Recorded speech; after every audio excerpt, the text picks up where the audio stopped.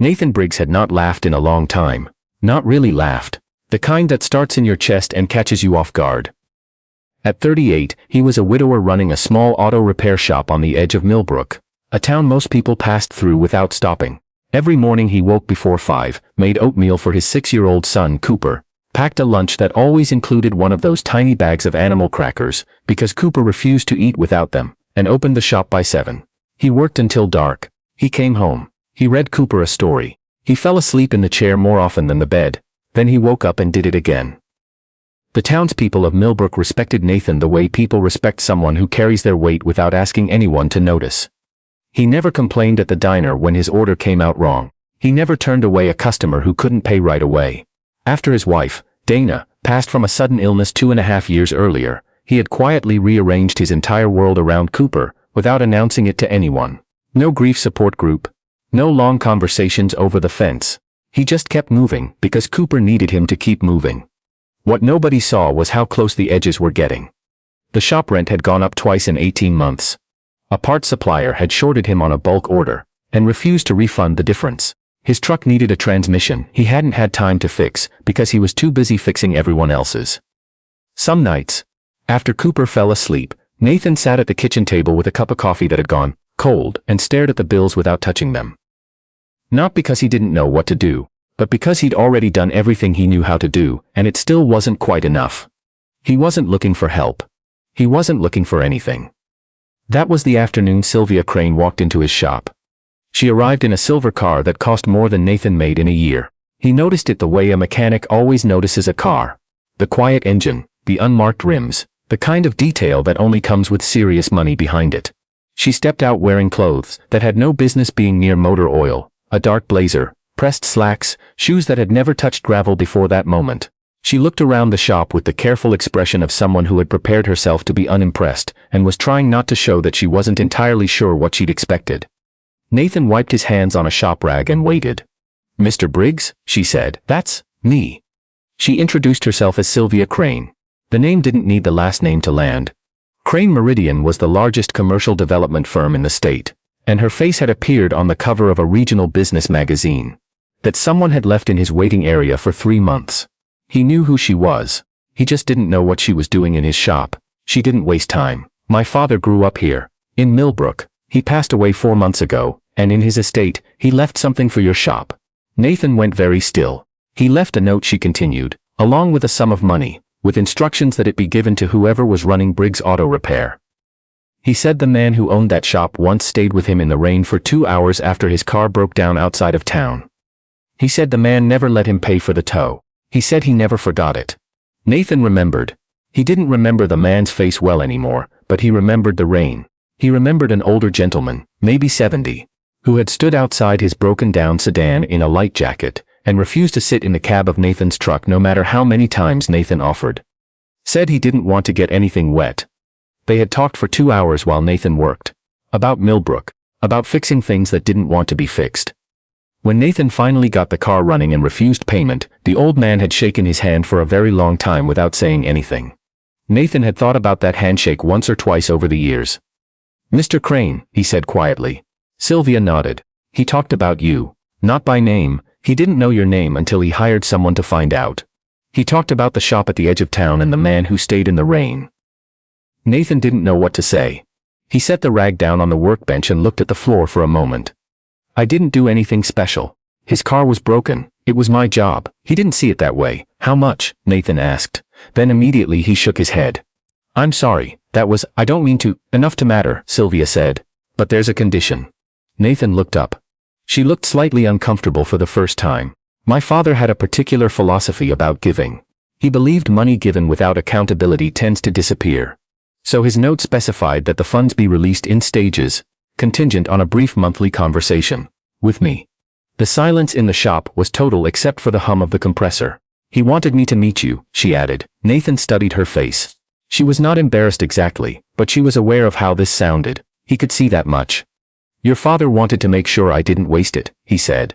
"Something like that, and he wanted you to be the one checking." "Yes." Nathan picked the rag back up and turned it in his hands. "Your father sounds like he was a careful man." He was.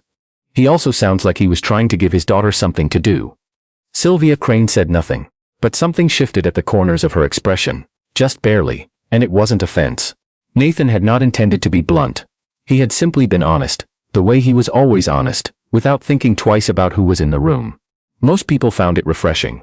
Some found it rude. He couldn't always tell which category he was dealing with until later. He extended his hand. "I'll take the meeting." She shook it. Her grip was firm. She was not someone who had grown up soft. The first meeting happened 2 weeks later at a coffee place in town that Nathan had been to exactly once. He brought Cooper because there was no one to watch him that afternoon, and Cooper had immediately climbed onto the bench seat and asked Sylvia if she was rich. Nathan started to apologize. "Yes," Sylvia said, looking directly at Cooper. "Does that mean something to you?" Cooper considered this seriously. "My dad says rich people are just regular people who got a different kind of lucky." Sylvia looked at Nathan. "He repeats everything?" Nathan said. "Apparently you say things worth repeating." Cooper asked her what kind of car she drove. She told him. He asked if he could sit in it someday. She said maybe. He declared that probably meant yes, and returned to his hot chocolate, satisfied. The conversation between Nathan and Sylvia was professionally brief. She asked how the funds would be used. He explained the parts supplier situation, the rent, a diagnostic tool he needed that would let him take on more commercial work. She asked clear questions and he gave clear answers. It was nothing like what he'd expected. He had expected to feel judged. He didn't. She came back the following month. And the month after that. The third visit. She arrived earlier than expected. And found Cooper sitting on an overturned bucket in the shop, watching Nathan replace a brake line. Cooper was providing a running commentary on everything Nathan did. Most of it wrong. And Nathan was patiently correcting him without ever telling him to stop talking. Sylvia stood in the doorway for a moment before either of them noticed her. She had grown up watching her own father work at a desk, carefully, quietly, with everything in its proper place. She had never seen a parent work with a child simply present, simply there. Like the child's presence was as natural as the tools on the wall. It was such a small thing. She couldn't explain why it stayed with her afterward. She started staying longer. She told herself it was due diligence, that she was being thorough. Her assistant, who had watched her reorganize her entire weekly schedule to protect Tuesday afternoons, did not say anything because her assistant was smart enough not to. One afternoon, Cooper looked up from a picture he was drawing and said, "How come you never smile in the pictures?" "What pictures?" Sylvia asked. "The ones at the dentist." He pointed at her as if she should know exactly which dentist he meant. "There's a magazine with your face and you just look serious." I was being professional. Cooper appeared to find this explanation inadequate. "My dad looks serious at work, but he smiles if something's funny." "Do things get funny at your work?" Sylvia opened her mouth, closed it. "Sometimes," she finally said. "You could practice." Cooper said helpfully and went back to his drawing. Nathan, standing behind the car he was working on, said nothing. But she heard him exhale slowly, the way someone does when they're trying very hard not to laugh. She drove home that evening thinking about the question. Not because a 6-year-old had disarmed her, though he had, but because she genuinely could not remember the last time something at work had been funny, not amusing, not strategically appropriate to smile at. Funny, she couldn't remember. What she was building at Crane Marin was vast and serious and important. She believed that. She had spent 15 years believing that and working toward it with everything she had. But lately, when she walked through her offices, through the glass and steel, and carefully maintained silences of a company that ran like a machine, she felt less like the person running it and more like one of its components. That was a thought she did not allow herself to finish very often. Then came the night the pipe burst. A freeze came through Millbrook in early February, and an old pipe in the back of Nathan's shop split open during the night and flooded the storage area where he kept his parts inventory. He discovered it at 5 in the morning when he arrived to find the floor under 2 inches of water and most of his boxed inventory ruined. His insurance had a high deductible that wiped out what he'd saved. The water damage to the walls was going to require permits. Permits meant inspections. Inspections meant time he didn't have. He sat on the tailgate of someone else's truck in his parking lot in the cold and looked at the mess for a long time. He thought about Dana. He thought about her the way he always did in the bad moments. Not with the searing grief of the first year, but with something quieter and heavier. A wish that he could tell her about it. That's all. Just tell her. He called Cooper's school to arrange an extended day. Then he went back inside and started moving water. When Sylvia found out, she called immediately. "I'm coming to help," she said. "You don't need to do that, Nathan. I have it managed. You have 2 inches of water and a ruined inventory, and a 6-year-old who thinks you're indestructible. Let someone help." He was quiet long enough that she asked if he was still there. "You can come," he said. "But I'm not taking a check." "I know." She arrived 40 minutes later in clothes he had never seen her wear. Jeans, old boots, a jacket that had paint on the sleeve, from something that had happened years before her current life.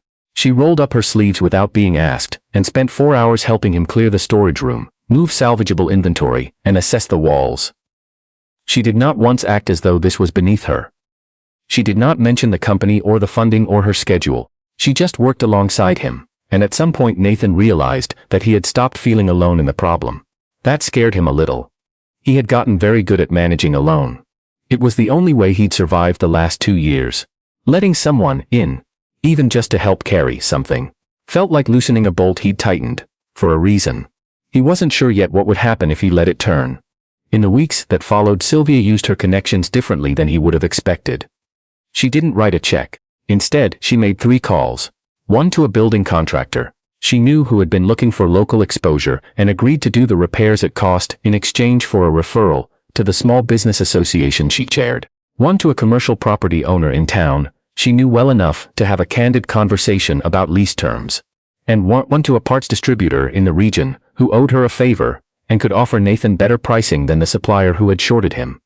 None of it put money directly in his hand. All of it made his footing more solid. When he found out what she'd done, he stood in the shop doorway for a moment and looked at her.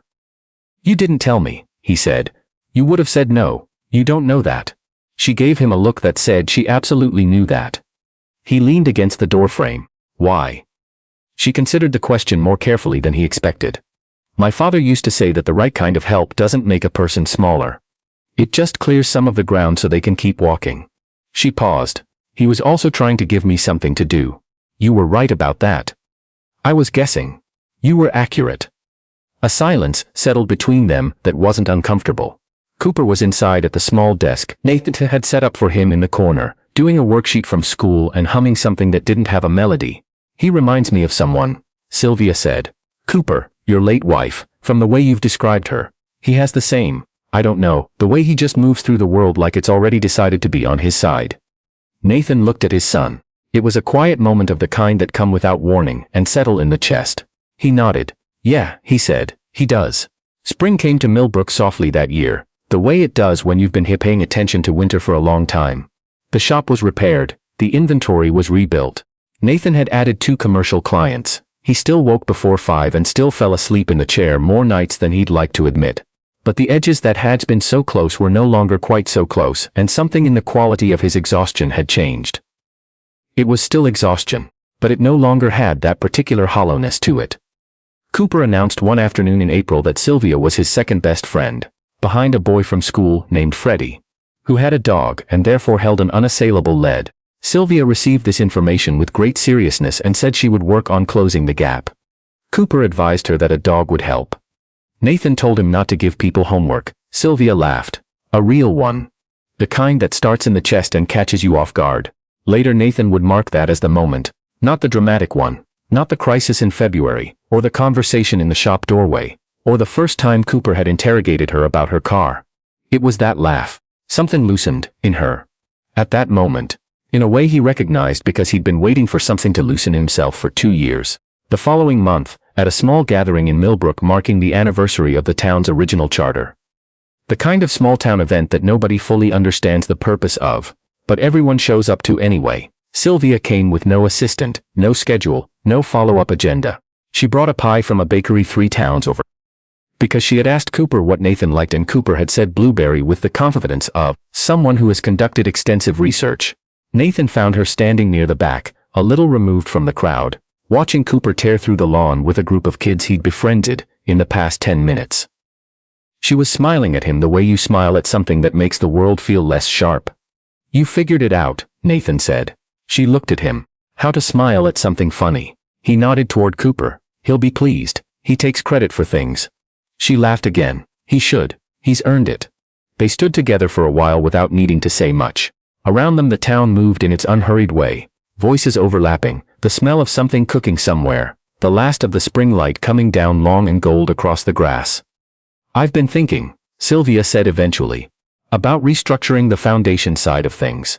The work my father cared about. How so? More direct, less intermediary. Fewer galas, more this. She gestured vaguely at the town, at the pie, at Cooper.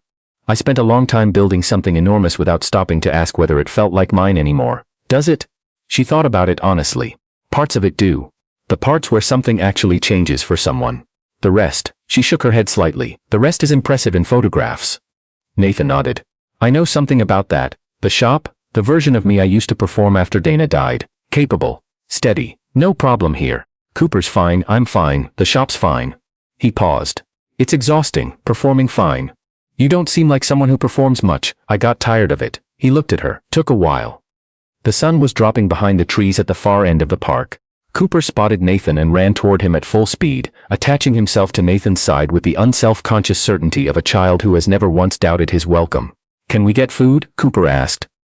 We have pie. Can we get food and then pie? That depends on what you want. Cooper listed 4 things. Nathan told him 2. They negotiated to 3. The entire process took 45 seconds and resolved with complete satisfaction on both sides. Sylvia watched this with something in her expression that was close to wonder. Not at the negotiation. At the ease of it. The complete fluency of 2 people who had lived inside the same small world, long enough to speak its language without thinking. She had a company with 400 employees. She had dinner with senators. She had attended events where the guest list required a background check. She could not remember feeling in any of those rooms the particular warmth of being somewhere that was simply, unreservedly, home. She wanted to say something about that. She didn't.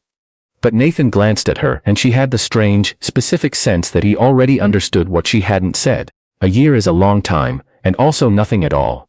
By the time the leaves turned again in Millbrook, certain things had settled into place with the quiet finality of things that were always going to happen eventually. Nathan had not planned it carefully. He was not by nature a man who planned his heart. He had simply found himself at the kitchen table. One evening, Cooper long asleep, the coffee actually warm for once, thinking that he wanted to stop moving around. A feeling that had been sitting in the room with him for months. He told Sylvia on a Sunday in the shop while they were both looking at nothing in particular. He said it plainly, the way he said most things, without a speech prepared. That he was grateful. That he had been grateful before. But that this was something else now. That he wasn't sure when it had changed exactly, but he thought she probably already knew. She was quiet for a long moment. Then she said, I wasn't going to say anything until you did. I've been waiting since February, when you wouldn't take the check. She shook her head slightly. Nobody has ever turned down my money and made me feel like I was the one who received something. He thought about that. What did you receive? An honest answer, she said. It had been a while.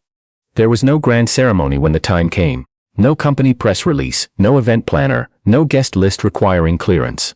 It was a Saturday in early autumn, and the maple in front of the shop had turned the particular orange that only lasts about a week before the wind comes through. Nathan wore a jacket that fit well. Sylvia wore a dress she had picked herself without consulting anyone. Cooper wore a clip-on tie, and managed to keep it on for the entirety of the morning, which he considered a personal achievement worthy of documentation. A few dozen people gathered, neighbors, regulars from the shop, 2 of Sylvia's colleagues who had quietly become people she trusted rather than people she managed. Richard Crane's oldest friend from Millbrook, a man named Douglas who was 81 and had never met Nathan before that day, shook his hand at the edge of the crowd. Harold talked about you for 20 years. Douglas said. The man in the rain. He never needed to remember me that long, Nathan said. Douglas smiled. That's exactly the kind of thing he said you'd say. When it was done, Cooper hugged both of them with the full structural commitment of a child who intends to complete the task properly. Several people laughed. Sylvia, for the 3rd or 4th time in a year, laughed in a way that started in her chest and surprised her. Nathan held her hand and looked at the maple, and thought about Dana, briefly and tenderly. The way you think about someone who shaped the person you became. He thought she would have liked Sylvia. She would have liked the boots with the paint on the sleeve. She would have liked someone who showed up in the cold and got to work without making it about themselves. Then Cooper asked if there was food, and the moment passed into something even better. The ordinary, unrepeatable texture of an afternoon, with people you love. That evening, after Cooper had fallen asleep in the back seat on the drive home, and Sylvia was looking out the passenger window at the dark fields, she said quietly, Your father-in-law asked me last week what I thought Harold would say about all of this. Nathan glanced at her. What did you tell him? I told him I thought Harold would say he just wanted us to have what he and my mother had. She paused. 37 years of someone to talk to. Nathan drove for a moment without speaking. He wasn't wrong, he finally said. She looked at him in the dark of the car. No, he wasn't. The fields kept going by, dark and wide and quiet. Cooper slept, the heater ran. And Nathan, for the first time in a very long time, felt something he hadn't allowed himself to name in years. The deep, uncomplicated peace of not facing the road alone.